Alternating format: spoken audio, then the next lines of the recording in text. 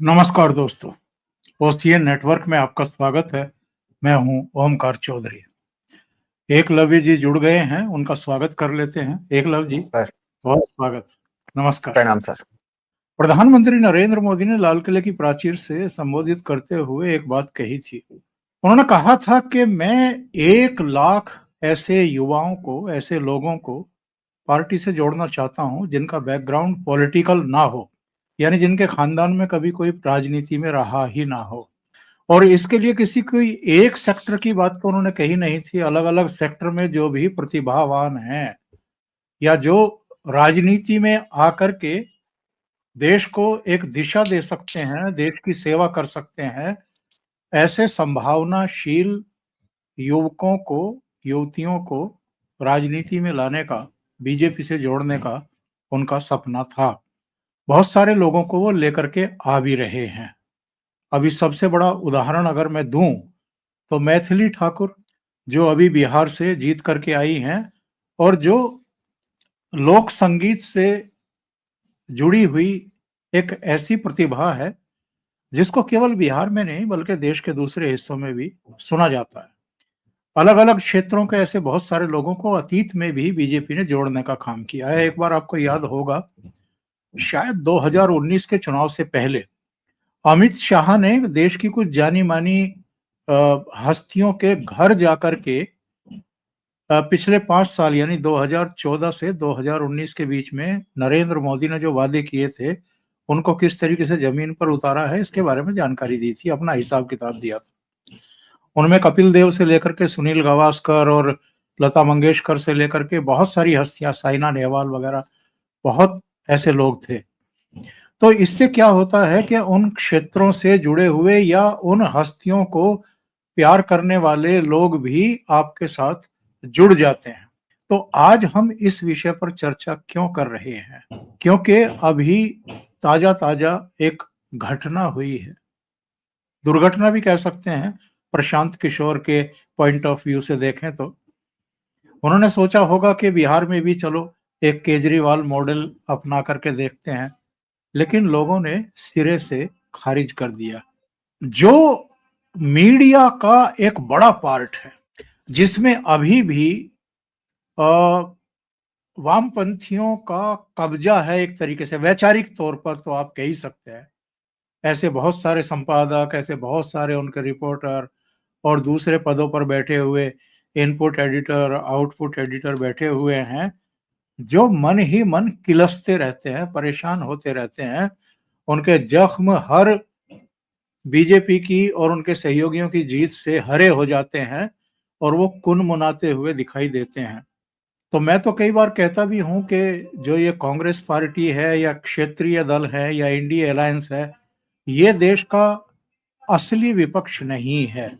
असली विपक्ष मीडिया में बैठा हुआ है और वही इनको संबल देता है बाकी लोगों को, जो वंशवादी चेहरे हैं। तो आज का जो हमारा विषय है वो यही है।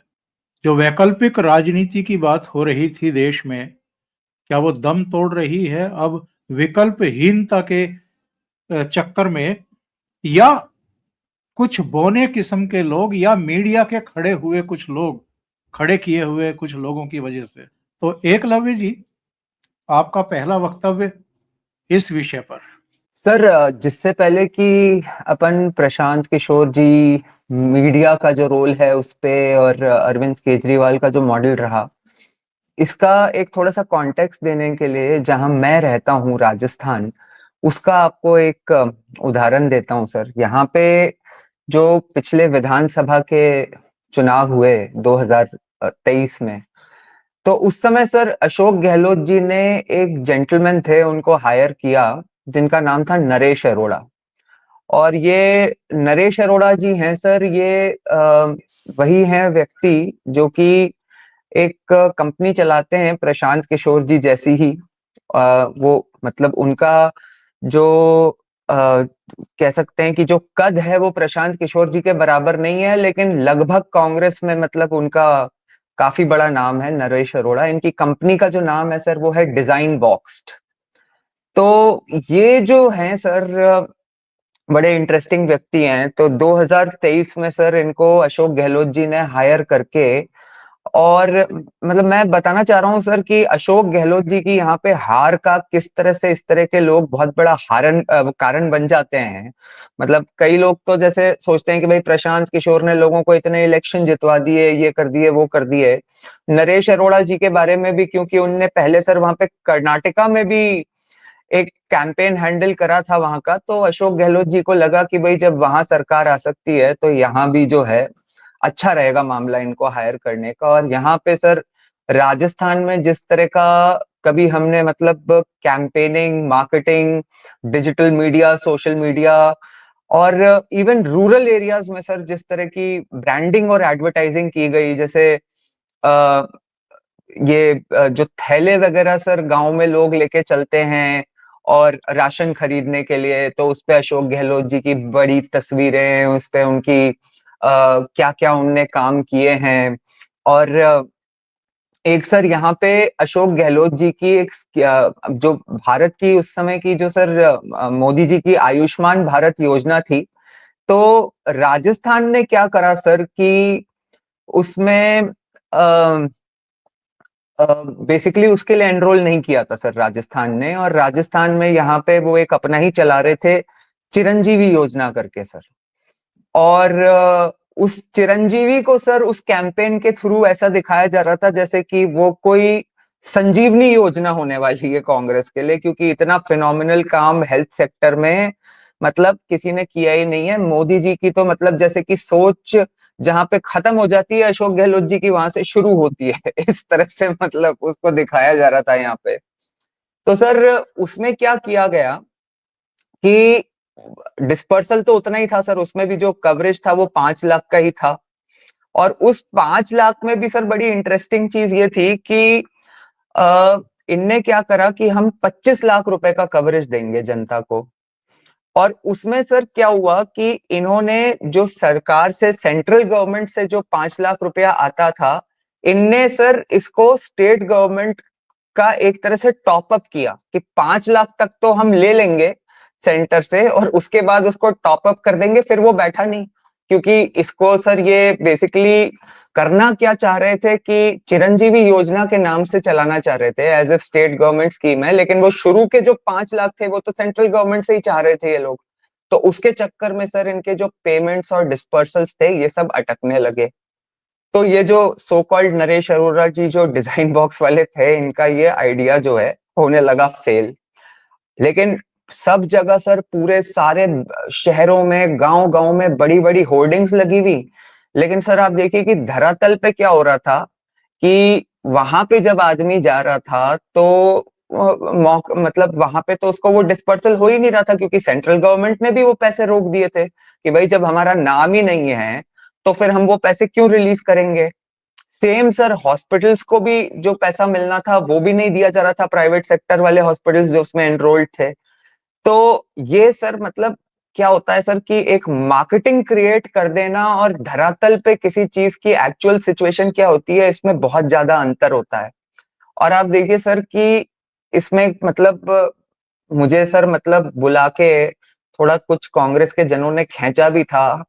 हुआ क्या था सर कि जब ये वहां पे विधानसभा चुनाव होने लगे और दो उस समय सर क्या है कि मुझे यहाँ पे उसी समय थोड़े टीवी चैनल्स के उस पे पॉपुलैरिटी मिली थी, और इस कारण से मिली थी सर कि उस समय क्या है वो उदयपुर वाला जो कन्हैया लाल जी का जो मर्डर हुआ था। अभी भी सर राजस्थान में क्या हिंदू मुस्लिम की इश्यूज को बोलने में लोग संकोच करते हैं। तो मैंने थोड़ा उस पर खुल के वक्तव्य रखा था सर, और वो भी जब कांग्रेस की सरकार थी। तो उस समय मुझे सर उसके लिए थोड़ा ये टीवी चैनल्स वगैरह उस समय से ज्यादा बुलाने लगे थे। तो वहां पे सर मैंने इनसे सिर्फ एक प्रश्न पूछा था कि भाई आपकी ये जो 25 लाख रुपए की, जिसमें मतलब आपके जो राजस्थान के जननायक, राजस्थान के गांधी जी ने ये जो स्कीम करी है 25 लाख, आप बस ये बता दो कांग्रेस के जो माननीय प्रवक्ता हैं कि 5 लाख रुपए से ज्यादा पिछले 1.5 साल से जब से ये स्कीम चालू है राजस्थान में कितने व्यक्तियों को मिले हैं।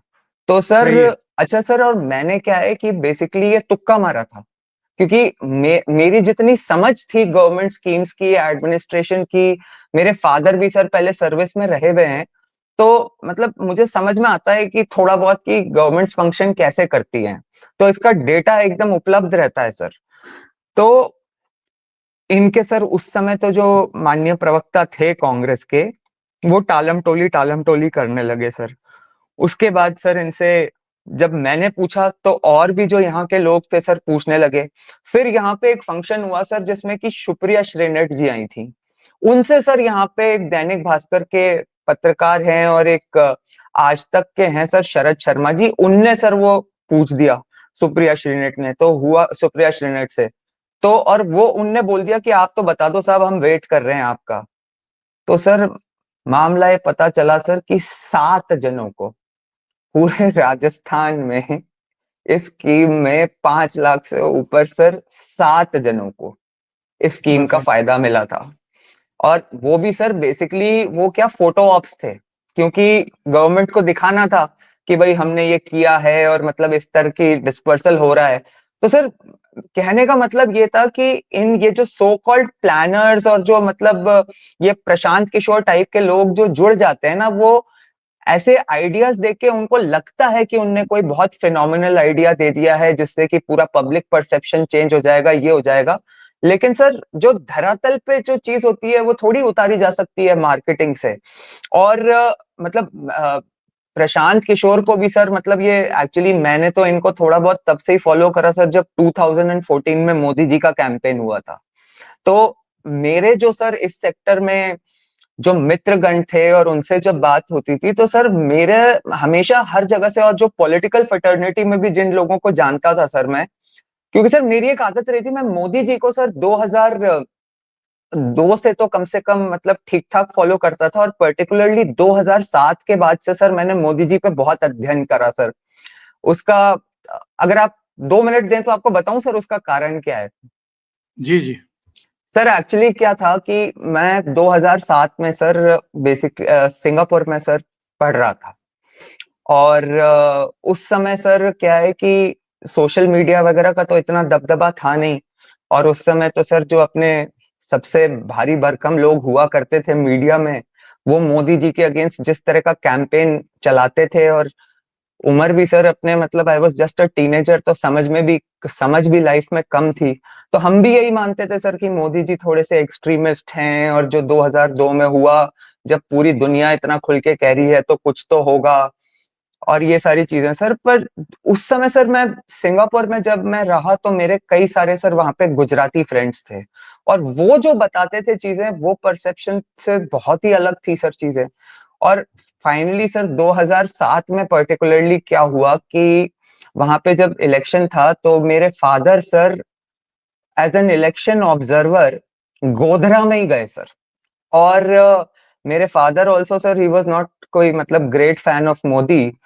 तो लेकिन जब वो वहां पे गए सर और उन्होंने मुझे जो वहां के बारे में बात बताई, तो उस समय सर जो मोदी जी के बारे में सुनने में आया तो मतलब मुझे विश्वास नहीं हुआ कि भारतीय राजनीति में भी इस तरह के प्रशासक होते हैं, इस ईमानदारी से काम करने वाला। जैसे एक छोटा सा आपको एक एग्जांपल दूं सर कि ये जब 2007 का इलेक्शन हो रहा था तो वहां पे सर क्या था कि मोदी जी ने क्या किया था सर कि जो ये किसान वगैरह होते हैं, वो जो बिजली वगैरह की चोरी होती थी सर वहां पे, तो किसानों के अगेंस्ट जो बड़े लेवल पे जो बिजली चोरी हो रही थी उनके अगेंस्ट चालान इशू कर दिए थे। तो वो चालान इशू कर दिए थे तो सर उसकी वजह से क्या मतलब जैसे आपने देखा है यहाँ पे जो माहौल बन जाता है। तो अटल जी ने सर उस समय, अटल जी और अडवाणी जी ने मोदी जी को कहा था कि भाई ऐसा है कि अभी इस चालान को विड्रॉ कर लो, फिर एक बार चुनाव वगैरह हो जाए उसके बाद देख लेना क्या करना है क्या नहीं करना है।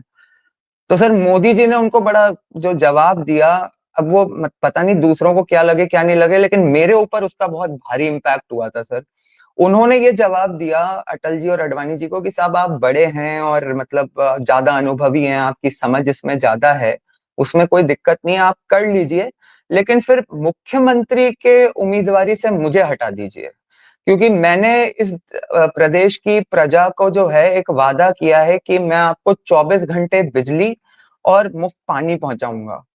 तो अगर मैंने ये बिजली का चालान अगर इस तरह से विड्रॉ कर लिया तो ये गुजरात को जो मतलब विकास की का जो विजन है मेरा उसके लिए, वो मैं डिलीवर नहीं कर पाऊंगा, तो फिर मेरा इस पद पे बने रहना बहुत मुश्किल है।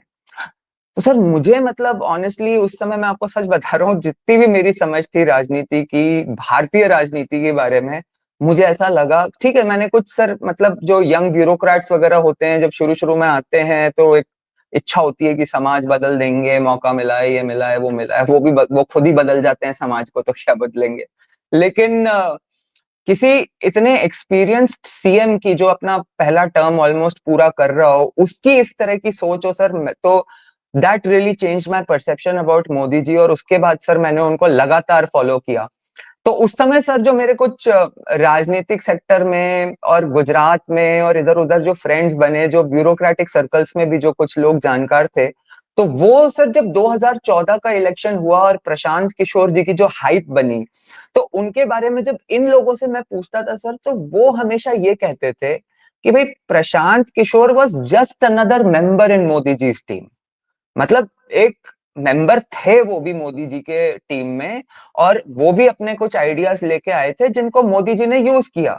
लेकिन जिस तरह से सर मीडिया में क्या परसेप्शन बनाया गया कि एज इफ ये जीत ही प्रशांत किशोर जी की वजह से है, ये जो मोदी जी को इतना बड़ा मैंडेट मिला है, ये प्रशांत किशोर जी की वजह से है।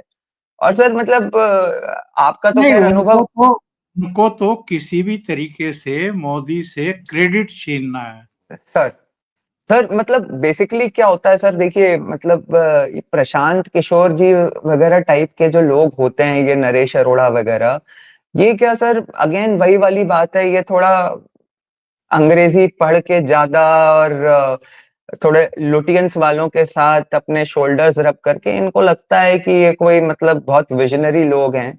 लेकिन मैंने तो देखा है सर कि जो एक बड़े साधारण से जो बूथ लेवल वर्कर्स होते हैं ना, मतलब ये बड़ी पार्टियों के, और not just BJP, even Congress के, जो बूथ लेवल पे काम कर रहे होते हैं सर, वो लोगों के मतलब बात करना तो छोड़िए, उनके आद भाव देख के और उनका जो चाल होती है ना, वो देख के समझ जाते हैं कि अभी धरातल पे माहौल क्या चल रहा है।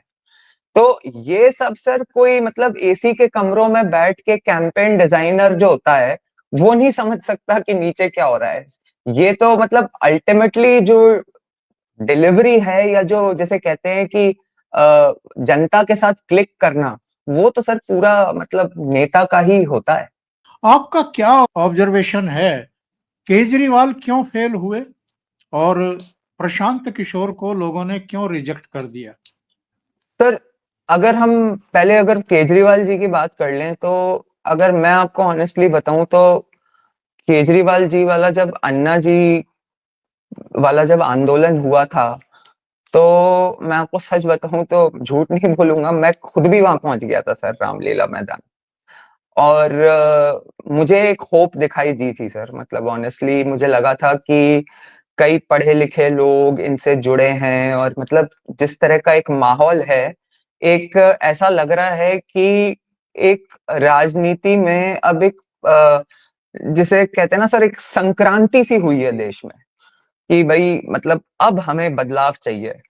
तो इसका अगर कुछ अच्छा होता है, और मुझे लगा सर कि जब केजरीवाल जी बने, तो वो एक मतलब हिस्टोरिक अपॉर्चुनिटी थी देश के लिए। और उसके बाद सर दो इंसिडेंट्स ऐसे हुए जो मुझे बड़े अजीब से लगे, कि पहले तो उनने जो कांग्रेस का समर्थन लिया। अब कांग्रेस का समर्थन लेने पे भी सर मैं आपको ऑनेस्टली बताऊं, काफी लोग कह रहे थे कि यार ये तो बड़ा चोर निकला, कांग्रेस का समर्थन ले लिया इसने। लेकिन मैं आपको बताऊं सर, मुझे तो पर्सनली उससे खुशी हुई थी। मुझे खुशी इसलिए हुई थी कि मुझे लगा कि ऐसा नहीं है कि इस आदमी को राजनीतिक दाव पेच नहीं आते। इसका मतलब ये है कि ये मतलब जो राजनीतिक दाव पेचों की जरूरत होती है पॉलिटिकल सर्वाइवल के लिए, वो भी इस आदमी को आता है। और अब अगर ओवरऑल एडमिनिस्ट्रेशन के लिए अगर इसकी मंशा सही होगी, सिर्फ इंटेंट की बात कर रहा हूं, तो कहीं ना कहीं धीरे धीरे काम तो सर मतलब जब ग्रास रूट से लोग आए हुए एडमिनिस्ट्रेशन की कितनी चीजें सीख लेते हैं, संभाल लेते हैं, तो केजरीवाल भी वो कर ही लेगा। और उसके बाद सर जो सेकंड बात हुई, ये मोदी जी के विरुद्ध जो मतलब बनारस में इलेक्शन जब लड़ने लग गए, तो भी कई लोगों ने ऐसा कहा कि यार ये तो मतलब एक देश में जो नेशनल लेवल पे जो माहौल बना है, उसको खराब करने के लिए मोदी जैसे लीडर के अगेंस्ट जाके तो वहां पे खड़ा हो गया। लेकिन उसको भी सर मैं आपको कहूं, मैंने तो पर्सनली इस तरह से देखा था कि ये शायद वहां पे गया है फॉर द पॉपुलैरिटी, कि देश का जो दूसरा सबसे बड़ा लीडर है उसके अगेंस्ट अगर ये लड़ रहा है तो कम से कम इसका बोलबाला, इसके बारे में सब लोग बात करने लगेंगे पूरे देश में। तो वहां तक तो ठीक है, अल्टीमेटली देखना यह है कि एडमिनिस्ट्रेशन में क्या करता है। लेकिन सर जब अच्छा, और उस समय सर ये जब ये प्रशांत भूषण और योगेंद्र यादव वगैरह को इसने भाव नहीं दिया और अलग कर दिया, तो हमारे जो दिल्ली विल्ली के मित्र थे सर, और मेरे फादर भी द फेमस जेएनयू से पढ़े हुए हैं, तो वहां के इकोसिस्टम को थोड़ा बहुत समझता हूँ सर। तो ये योगेंद्र यादव और प्रशांत भूषण टाइप्स को तो जब इसने अलग करा था, तो लोग कह रहे थे कि अपने ही लोगों को धोखा दे दिया, लेकिन मुझे तो सर उसमें भी पॉजिटिव ही दिखाई दे रहा था कि ठीक है यार, ये जो लुटियंस इकोसिस्टम के जो लोग हैं, अगर उनको अलग करके ये कुछ करना चाह रहा है तो देखा जाए। लेकिन सर उसके बाद मतलब इसकी ये जो धरना पॉलिटिक्स जो शुरू हुई ना वहां पे दिल्ली में स्पेशली, और धीरे धीरे धीरे मतलब with in a year sir एकदम ये क्लियर हो गया था कि इसको सिर्फ पॉलिटिक्स से मतलब है, एडमिनिस्ट्रेशन पे कोई फोकस ही नहीं था सर। जैसे दिल्ली के सर कुछ बड़े बेसिक्स थे, मतलब जैसे आज सर देखा जाए तो इस दिल्ली की सरकार को आए हुए लगभग 1 साल अब पूरा होने को, अभी पूरा 1 साल भी नहीं हुआ है सर। लेकिन कम से कम यमुना जी को इस लायक तो कर दिया कि वहां पे इस बार कुछ छठ पे कुछ लोग पूजा कर सके। अब ये अपने आप को सर इतने टाइम से हनुमान भक्त कहते रहता था, और इससे यमुना जी की कोई बेसिक सफाई नहीं हुई। मतलब 8,000 करोड़ सर ये अपने एडवर्टीजमेंट्स पे खर्च कर सकता था, तो 200-300 करोड़ इस काम में लगा ही सकता था, कितनी बड़ी बात थी ये। और ये तो इसमें सर दोनों ही चीजें थी, अगर इसके मन में मैल भी हो तो कम से कम एक पॉलिटिकल परसेप्शन तो अच्छा क्रिएट करता अपने लिए। तो मुझे तो मतलब इसकी जो राजनीतिक सूझबूझ थी उस पे भी मुझे लगने लगा कि यार ये कर क्या रहा है। उसके बाद सर इसका जो सबसे बड़ा आया वो तो सर मतलब जब कोविड हुआ, और उस समय सर ये जिस तरह का इससे मिसमैनेजमेंट हुआ, तो उससे सर एक चीज तो पता चली कि एडमिनिस्ट्रेटिव इनकेपेबिलिटी इतना ज्यादा है। ये कहते हैं ना सर कि मतलब कोई प्रशासन को लेकर कुछ है ही नहीं इसके पास, मतलब दम ही नहीं है, ना ये ऑफिसर से काम कर पा रहा है, ना इसके खुद समझ है। तो परसेप्शन जब इस तक स्तर तक, और सर ये सब क्या है कि दिल्ली की जो जनता है वो मोटा मोटी अर्बन जनता है, मतलब वो पढ़ी लिखी जनता कोविड है, तो वो ये कोविड सब ऑब्जर्व कोविड कर रही। कोविड सर काल में तो ये दो काम कर रहा था, एक शीश सर महल बनवा रहा था और दूसरे शराब घोटाला कर रहा था। बिल्कुल सर बिल्कुल। नहीं सर, वो शराब घोटाला और इस पे फोकस होने के बावजूद आप ये देखिए कि कम से कम सर ये जो हॉस्पिटल्स वगैरह का और ये सब हाल था, इसको तो बेसिक मैनेज कर सकता था सर। और उसके बाद सर मतलब मुझे ऐसा लगता है सर ये अखिलेश यादव और राहुल गांधी टाइप के लोग इस तरह की बातें करें कि मोदी वैक्सीन है और ये वैक्सीन है और वे सारी फाइजर वाइजर का एजेंडा चलाएं, समझ में आता है। लेकिन सर ये तो मतलब अलग ही लेवल पे कर रहा था। आपने देखा ही होगा सर ये पंजाब में, और वो 26 जनवरी वगैरह पे जो लाल किले पे तमाशा हुआ था, उसमें जिस तरह से इसने खालिस्तानी एलिमेंट्स का साथ दिया, और मतलब अब तो खैर पब्लिक डोमेन में ही आ गया कि इसको कहाँ कहाँ से फंडिंग आ रही थी। तो मैं समझता हूँ सर वापस वही बात होगी कि अल्टीमेटली जो जनता होती है वो ये सब देखती है, लेकिन सर फाइनली जो केजरीवाल जी को कंक्लूड करने के लिए मुझे तो ये लगता है कि उसके बाद भी इसका जो कोर वोटर सेगमेंट था उसमें ये अपनी इमेज कहीं ना कहीं बना, मतलब ये भी लोगों को एक तरह से बुद्धू बनाने में काफी हद तक सक्षम था कि इसको मोदी जी ने फंसा दिया है, और मतलब कुछ पकड़ के जेल में डाल दिया है। क्योंकि लोग क्या है सर अभी भी ना इतनी ज्यादा, मेरा ये व्यक्तिगत अनुभव है सर कि जब ये सुप्रीम कोर्ट के केसेस की बात होती है या पीएमएलए एक्ट की डिटेल्स की बात होती है, तो लोग इतनी ज्यादा डिटेल्स में जाते नहीं है कि लॉ क्या है, क्यों किसी को बेल नहीं मिल रही है, इन चीजों में लोग जाते नहीं है सर। लेकिन तो मुझे लगता है सबसे बड़ा जहां पे इसकी परसेप्शनल हार हुई ना सर, वो था शीश महल। कि एक ये जो ईमानदारी का चोला पहन के घूम रहा था, और लोगों ने देखा कि मतलब क्या बोलूं सर मैं, मतलब 8 लाख के कमोड में इसको हगना था। इससे ज्यादा तो सर कोई क्या इसको क्रेडिबिलिटी किसी की बच जाएगी कि जो आदमी वो एक सड़ा सा फटा हुआ मफलर और स्वेटर पहन के घूमते रहता है, वो 4 रुपए का रेनॉल्ड्स का पेन, वो आदमी 2-2 3-3 करोड़ रुपए के कारपेट पर्दे लगा रहा है। तो वो मेरे ख्याल से सर इसकी जो वो था शीश महल का जो परसेप्शन था ये उससे नहीं निकल पाया सर, वो इतना हार्ड हिटिंग था दिल्ली की जनता पे। और ये तो कहानी है मेरे हिसाब से सर केजरीवाल जी की। और उसके बाद सर फाइनली ये अपने प्रशांत किशोर जी की बात करें तो प्रशांत किशोर जी सर मेरे हिसाब से तो एक लुटियंस इकोसिस्टम की जो दिल्ली मीडिया है उसके जिस तरह से ये डार्लिंग बने हुए थे सर, मतलब अगर कोई, और मैं ये नहीं कह रहा सर कि बेवकूफ आदमी है, he does raise the right ideas, सही सवाल करता है, लेकिन सर सही सवाल तो मैं भी कर सकता हूँ। इसका मतलब ये थोड़ी है कि मैं मोदी जी को जितवाने के लिए रिस्पॉन्सिबल हूँ, या मतलब चर्चा और कई चीजें तो अपन भी करते हैं, लेकिन इसके साथ देखिए एक तो बड़ी गजब की स्ट्रेटेजी कि एक मोदी जी के बाद फाइनली ये 2015 में इसका जो परसेप्शन वापस से स्ट्रांग बना इसी बिहार में बना जब लालू जी और इन कांग्रेस और नीतीश कुमार जी का गठबंधन हो गया। अब वो जो मेरे हिसाब से वहां पे गठबंधन हुआ था सर, जो वहां पे जो कास्ट डायनामिक्स हैं बिहार में और उस समय जिस तरह से वहां पे राजनीति हो रही थी, तो ऑब्वियसली सर मतलब जिसको भी थोड़ा बहुत बिहार का वोट शेयर का अंडरस्टैंडिंग है, he was already on the side जो कि ज्यादा स्ट्रांग थी।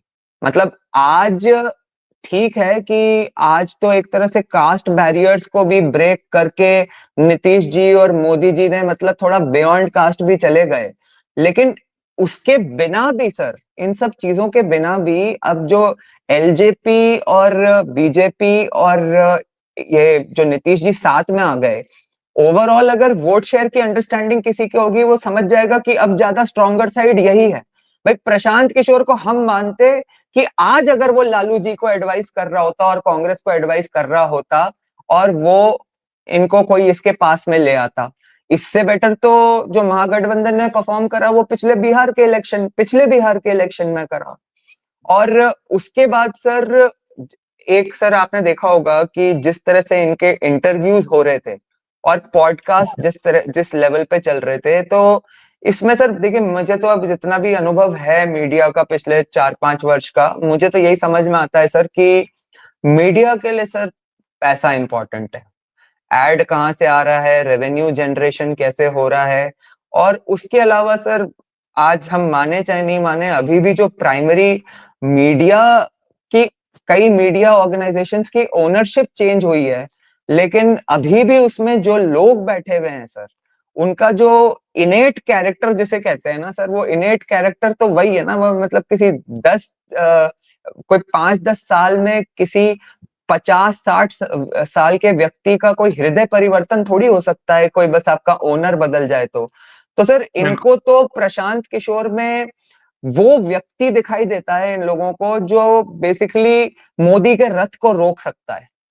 तो जिस तरह से मतलब प्रशांत किशोर को दिखाया जा रहा था कि 3 साल से लगे हुए हैं, धरातल पे मेहनत कर रहे हैं, अरे भाई मतलब, और परसेप्शन बना दिया है लोगों में, कम से कम सही मुद्दे उठा के परसेप्शन बना दिया है। लेकिन आज की डेट में सर अगर आप रिजल्ट देखेंगे कि मतलब 200, जहां तक मुझे याद आ रहा है, आई थिंक 238 सीट्स पे ये मेरे ख्याल से लड़े हैं, जिसमें से कि 232 सीट पे इनकी जमानत जब्त हो गई है। तो सर इसका मतलब तो ये था कि चुनाव, इसका मतलब आज अगर आप कंक्लूड करें तो बड़ा क्लियर है कि जनता बहुत पहले अपना जैसे कहते हैं मानस बना चुकी थी, वो बिल्कुल भी अफेक्ट नहीं हो रही थी, हल्का सा मतलब उनका एकदम एक अनवेवरिंग निश्चय था कि भाई हमें तो लालू को वोट नहीं देना है, और दूसरा फैक्टर मोदी और नीतीश के इस रथ को हमें रोकना नहीं है। तो मतलब मुझे नहीं लगता सर कि प्रशांत किशोर किसी भी किस्म का कोई भी डेंट कर पाए। हाँ, ये इसमें सर मैंने एक चीज जरूर नोटिस करी कि हमारे जो मतलब ये जो फेंस सिटर्स होते हैं, मुझे बीच में थोड़ा सा ये जरूर लग रहा था सर कि जो फेंस सिटर किस्म के जो लोग होते हैं, जो आखिरी वक्त तक थोड़ा सा अपना मानस बनाते रहते हैं, और उसमें मैं ऐसा नहीं कह रहा कि वो एंटी बीजेपी होते हैं, लेकिन आप कह सकते हो कि एक सर पता नहीं अपने एक मैंने नोटिस किया है सर कि अपने भारतवर्ष में लोगों को ऐसा लगता है कि अगर आप न्यूट्रल हो तो आप अच्छे हो। मतलब ऐसा कई लोग सोचते हैं सर, जबकि मुझे ऐसा लगता है कि सर जो समाज न्यूट्रल होता है, मेरे ख्याल से सर ये भगवत गीता में एक जगह कृष्ण भगवान भी कहते हैं कि अगर कोई स्थिति है जहां पे कि मतलब धर्म और अधर्म के बीच में युद्ध हो रहा है और अगर तुम न्यूट्रल हो तो तुम अधर्म ही कर रहे हो। धर्म के बिल्कुल। साथ खड़ा होना तुम्हारा मतलब जिसे कहते हैं कि कर्तव्य है। तो ये सर समाज को लेकिन फिर भी सर एक थोड़ा यहाँ पे मतलब चाहे अंदर से किसी के अंदर कुछ भी हो, एक पता नहीं यहाँ पे एक लोगों के एक इनेट सेंस ऑफ गिल्ट रहता है कि यार हम ऐसा नहीं दिखना चाहिए कि हम मोदी को फेवर करते हैं, ऐसा नहीं दिखना चाहिए कि हम एंटी कांग्रेस हैं। तो सर मैंने देखा कि कई लोग ये जरूर बात कर रहे थे कि यार ये प्रशांत किशोर जैसा आदमी एक बार आना तो चाहिए, जैसा ये जो अर्बन जेंजी होती है ना सर अपनी, ये मैंने देखा था कि काफी लोग इस बार बात कर रहे थे। होपफुली मतलब थैंकफुली वो बिहार में ट्रांसलेट नहीं करा सर। तो एकलव्य जी, क्या हम ये मान करके चलें कि लोग अभी वैकल्पिक राजनीति के बारे में सोच ही नहीं रहे हैं, और जो थोड़ा बहुत ये मीडिया मिल मिला करके कुछ लोगों को खड़ा भी करता है, तो उसको जो पैरामीटर्स हैं या जो पैरामीटर्स बना दिए हैं मोदी ने, योगी ने, अमित शाह ने या इनके सहयोगियों ने, वो अब इतने ऊंचे हैं कि उनको मीट आउट नहीं करते हैं जो मीडिया के द्वारा खड़े किए गए ये चेहरे हैं। सर देखिए एक बात मुझे ऐसी लगती है पर्सनली, एक जो चेंज आया है कि जैसे आपने देखा होगा सर कि आज से अगर कुछ समय बाद की पहले की बात करें या अभी की भी अगर बात करें तो कांग्रेस और कुछ विपक्षी पार्टियों ने जिस तरह से मुस्लिम्स को पोलराइज कर रखा है कि भाई मतलब एक कहते हैं ना सर बहुत लोग कि उनकी गिनती तो वहां 20% से ही शुरू होती है, क्योंकि वो 20% तो सीधा वहां चले गए। मुझे लगता है सर कि मोदी जी ने जिस तरह के कार्य किए हैं उसमें मैं मानता हूं सर कि हर वर्ग से कुछ लोग, कुछ आप कह लो कि जो धर्म को फॉलो करने वाले लोग हैं, कुछ लोग ऐसे सर जो कि महिलाएं हैं, कुछ ऐसे लोग सर एक जो भारत की आत्मा जो है सर, जो अर्बन लोअर मिडिल क्लास जो है सर, मोदी जी ने सर कहीं ना कहीं इसका एक बहुत बड़ा सेगमेंट जो है सर उनको अपने 10-11 वर्ष की डिलीवरी से सर जो कार्यों की डिलीवरी करी है उनने उसको उनको पोलराइज कर दिया है। मुझे लगता है कि जो हिंदू वर्ग है हमारे देश का उसके उसमें नहीं भी तो लगभग मैं मानता हूं कि 30-40% ऐसे लोग हैं जो ये मानते हैं कि हाँ भाई मतलब मोदी जी से भी कभी कभार कुछ गलतियां हो सकती हैं या जो हमारी अपेक्षा है उस अनुसार काम नहीं हुआ, लेकिन कोई कर सकता है तो वो यही व्यक्ति है, तो हमारा वोट तो पहले यही जाना है। उसके बाद में ठीक है हम डिस्कशन करेंगे, बातें करेंगे, कई चीजें करेंगे। और शायद सर मैं अभी अपने आप को शायद अंडर एस्टिमेट कर रहा हूँ, हो सकता है कि 50% हिंदू इस तरह से सोचते हो। तो मुझे लगता है सर कि अब जो बाकी लोग बच गए, अब कुछ जो आफ्टर ऑल सर अब मोदी जी का भी बहुत लंबा कार्यकाल हो गया, मतलब 11 वर्ष देश के प्रधानमंत्री के पहले वो जो 12 वर्ष मुख्यमंत्री रहे, वो उसके बारे में जो लोगों ने सुना था जानते थे उसके कारण ही उनसे प्रधानमंत्री बनाया था। और अब क्योंकि मोदी जी सेंटर में मतलब जैसे कहते हैं ना सर कि उनके बारे में इतनी बात हो चुकी, इतनी चीजें निकल के आ चुकी, तो उनके पास्ट के बारे में भी लोग और जान चुके।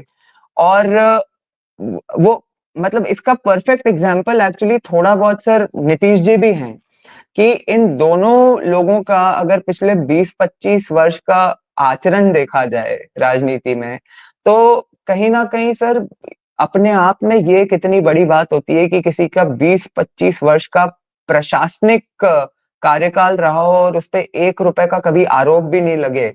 तो लोगों को सर ये तो क्लैरिटी है कि हमें ये ही चाहिए। और उसके बाद सर क्या होता है कि ये जो प्रशांत किशोर टाइप ऑफ लोग और ये जो ऑल्टरनेटिव दिखाई भी देते हैं, केजरीवाल वगैरह, इनको सर क्या है कि एक तो मुझे ऐसा नहीं लगता सर कि प्रशांत किशोर को ये इस सेगमेंट को प्रशांत किशोर कोई बहुत ज्यादा अट्रैक्ट कर सकता है। उसका कारण एक ये भी होता है सर कि प्रशांत किशोर जो बाकी लोगों के साथ में जाते हैं, जो चाहे वो ममता जी के साथ जो उनने काम किया, उसके बाद भी मतलब वेरियस स्टेट्स में उनने जिन गवर्नमेंट्स के साथ काम करा है, वो बेसिकली मतलब बीजेपी को हटाने के लिए काम किया है।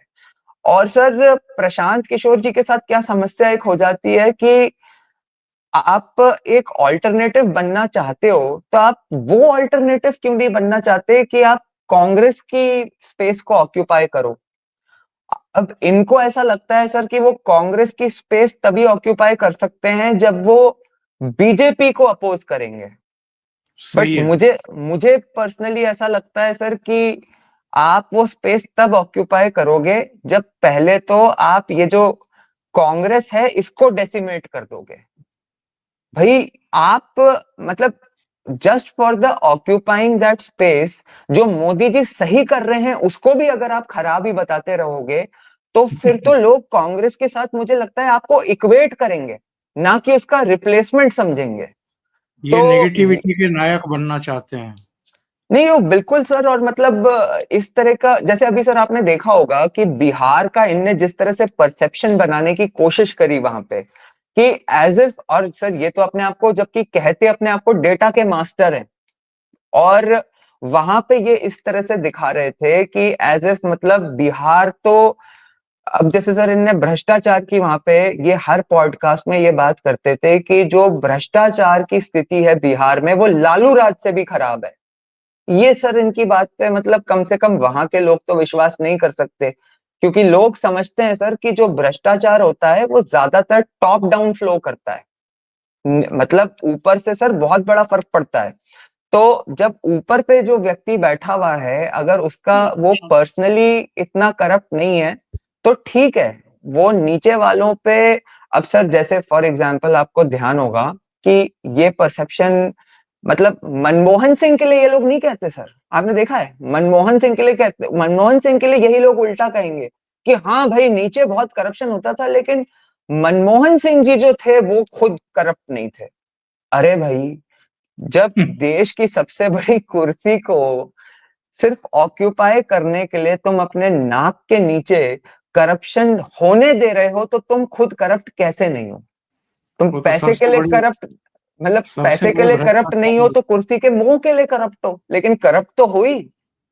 बिल्कुल। आप एक मतलब गांधी परिवार एक मतलब बेसिकली उस समय गांधी परिवार था क्या सर, एक प्राइवेट एंटिटी, और वो प्राइवेट एंटिटी देश के प्रधानमंत्री को बता रही है कि ऐसे, और बता क्या रही है सर, इतने बड़े बड़े डेलीगेशंस के मीटिंग में प्रधानमंत्री साइड में बैठा है और सोनिया जी बीच में बैठी है।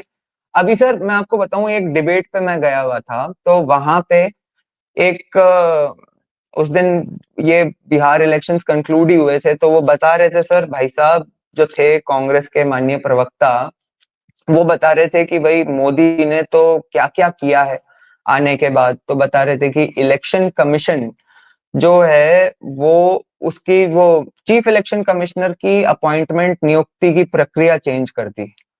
तो मैंने उनसे पूछा कि साहब कर तो दी, लेकिन आप मुझे बस ये बता दो, इस बात का सीधा जवाब दे दो कि आपके टाइम में प्रक्रिया क्या थी। मतलब सर फैक्ट ये है कि वो नवीन चावला का आपको ध्यान होगा सोनिया गांधी ने अपॉइंट कर दिया था सर। हाँ, अरे वो तो कमिटी आप कमिटी तो आप बहुत दूर की बात है। आप गूगल पे सर्च करिए तो यही लिखा मिलता है कि सोनिया गांधी ने अपॉइंट किया बिल्कुल सर, बिल्कुल। तो सर मुझे है। ऐसा लगता है कि हाँ, मैं मानता हूँ सर कि ये जो प्रशांत किशोर का थोड़ा बहुत कहीं ना कहीं कंट्रीब्यूशन ये जरूर रहा। और मुझे एक्चुअली पता नहीं सर कि सिर्फ उसका कंट्रीब्यूशन था या मतलब, क्योंकि सर मैंने हमेशा देखा है कि मोदी जितना मैं उनके बारे में पढ़ पाया हूँ, मोदी जी सर क्या है कि वो खुद उनका एक ऐसा व्यक्तित्व है कि वो लेटेस्ट चीज क्या मतलब सिस्टम में लाया जा सकता है, किस चीज का कैसे उपयोग करा जा सकता है, वो खुद इस इन चीजों पे बहुत चिंतन करते हैं। और मेरे ख्याल से सर ये प्रशासन में अच्छा प्रशासन की जो डिलीवरी दे पाते हैं उनके लिए बड़ा इंपॉर्टेंट भी होता है कि उनमें क्वालिटी हो, ओपननेस टुवर्ड्स न्यू आइडियाज। तो सर प्रशांत किशोर ने उस टाइम से 2013-14 के कैंपेन में जिस तरह से सोशल मीडिया को प्रमोट किया और सोशल मीडिया का जिस तरह से कैंपेन रहा, क्योंकि ऐसा बताते हैं कि मतलब इनकी जो आईटी टीम थी उसमें one of the main persons was Prashant Kishor. तो सर अब ये जो डिजिटल मीडिया के बाद ये तो प्रशांत किशोर जी ने इतना तो करा, लेकिन मोदी जी ने जो उससे भी गजब की चीज करी वो था असली विजन सर, कि इस देश के हर व्यक्ति के हाथ में मोबाइल पहुंचा दिया सर मोदी जी ने। तो ये जो टीवी मीडिया पे और इधर उधर ये लोग बैठ के झूठ बोलते रहते हैं ना सर, ये मतलब, और आजकल तो सर कोई टाइपिंग वाइपिंग भी नहीं करनी पड़ती माइक पे बस बोलना ही पड़ता है। तो हर व्यक्ति जो है सर गांव गांव में वो 1 मिनट में फैक्ट्स को वेरीफाई कर सकता है। और उससे भी बड़ी बात सर कि मतलब मैं तो खुद ही इसको बहुत बड़ा सौभाग्य मानता हूं कि मोदी जी की इसी अ, मतलब पॉलिसी की वजह से हम लोगों को सर अवसर मिला आप जैसे लोगों से जुड़ने का। नहीं तो सर हमें मतलब कौन हुआ करते थे सर मीडिया आइडल्स, ये राजदीप सरदेसाई टाइप के लोग जो कि मतलब सर आप मतलब आज की डेट में जिन्होंने पहले से थोड़ा बहुत राजनीति को फॉलो करा हो, मतलब रवीश कुमार जो आज की डेट में कर रहा है सर, मतलब एकदम पागल खाने की आवश्यकता पड़ चुकी है सर हाँ मुझे हाँ, तो। बिल्कुल बिल्कुल वही मतलब हालत में पहुंच विश्वास नहीं होता कि ये वही आदमी है सर। उसी हालत में ये लोग पहुंच गए हैं। और मुझे लगता है आने वाले दिनों में इनका जो रुदन है, इनका रुदन और तीखा होगा। और वो देख करके थोड़ा एक दिलचस्प वातावरण बनने वाला है। सर एक एकलव्य जी छोटा सा बहुत बहुत प्रश्न आपसे पूछना जी चाह रहा था इसी चीज के जी बारे जी में कि ये जो रवीश कुमार जी की स्थिति है, मैं ये पूछना चाहता हूं सर कि इन लोगों का आज की डेट में सर आपको क्या लगता है ऑब्जेक्टिव क्या है?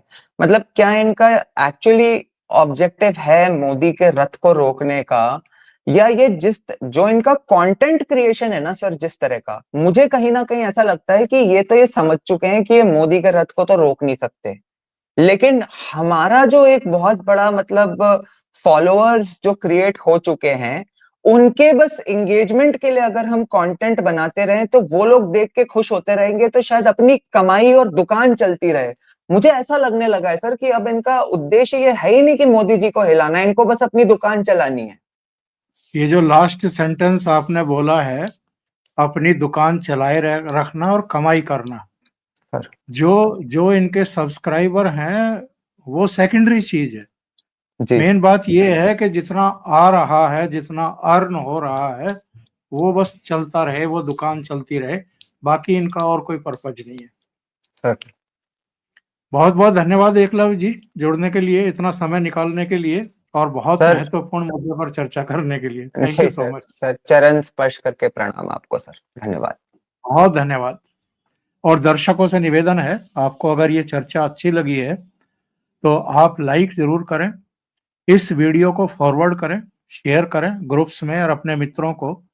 अभी तक अगर आपने ये चैनल सब्सक्राइब नहीं किया है तो सब्सक्राइब कर लें और साथ में लगे बेल आइकॉन को दबा दें। बेल आइकॉन में भी जो ऑल वाला बटन है वो दबाएं, ताकि आगे आने वाले जितने भी प्रोग्राम हैं, वीडियो हैं, उनके नोटिफिकेशन आपको 100% जरूर मिल जाए।